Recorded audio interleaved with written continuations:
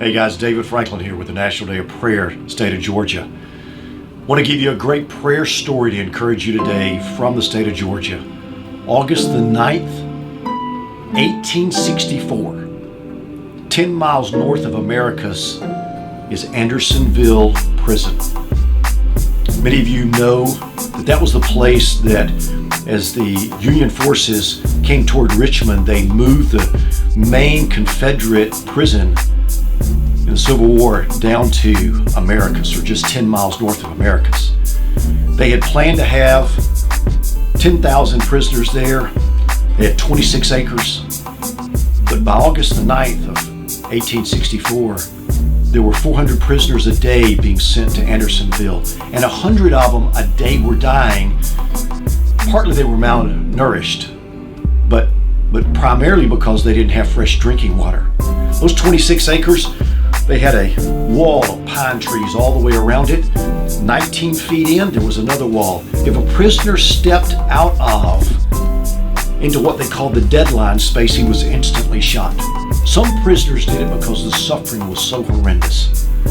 Like I said, 95% of all prisoners, 100 a day, were dying because of lack of water. There was a little creek called Stockade Creek, and it really wasn't a creek. It was just a little trickle of water turned into a marshy area, and because of lack of flowing water and because of now 33,000 prisoners, 33,000 prisoners on 26 acres.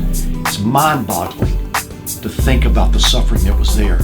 Because they didn't have any place to go to the bathroom, if you drank out of Stockade Creek, you pretty much, it was a death sentence. One day, William Tannenhill from the 7th Iowa Regiment, he saw one of his friends couldn't take the suffering anymore and stepped into the deadline and was instantly shot.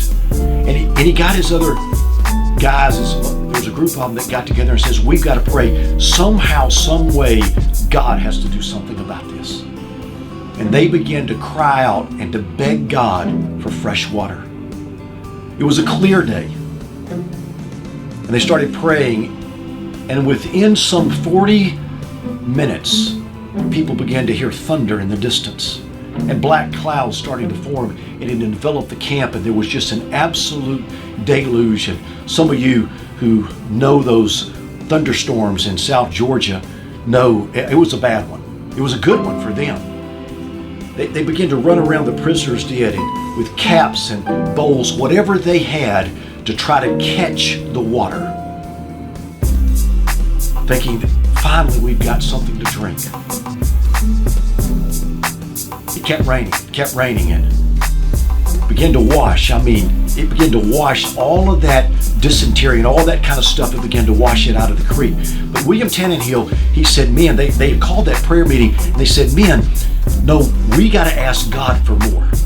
And they kept praying, knowing that wasn't the long-term answer. And this is recorded. Hundreds recorded this. That all of a sudden there was a lightning strike into that deadline, the place between the two pine tree walls. Lightning struck. One guy recorded that the water shot up, the prettiest, clearest, freshest water that anybody had ever seen. And it came down and ran right through the camp. And for the rest of the war, those prisoners had fresh water. They actually named it Providence Spring.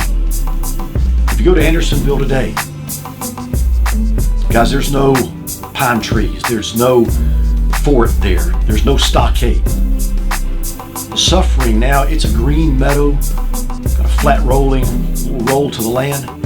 But if you look, in 1901, a group of men that had survived because of that fresh water put a monument there to God and to Providence Spring, for when God answered the desperate cry of a group of believers who cried out for something specifically. I just want to encourage you. God's done it before in the state of Georgia.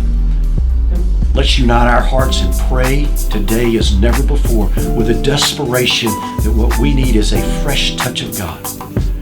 I hope this encourages you to press on, to keep praying, to believe. God's done it in the past. He can do it again. God bless you and thank you for all you're doing.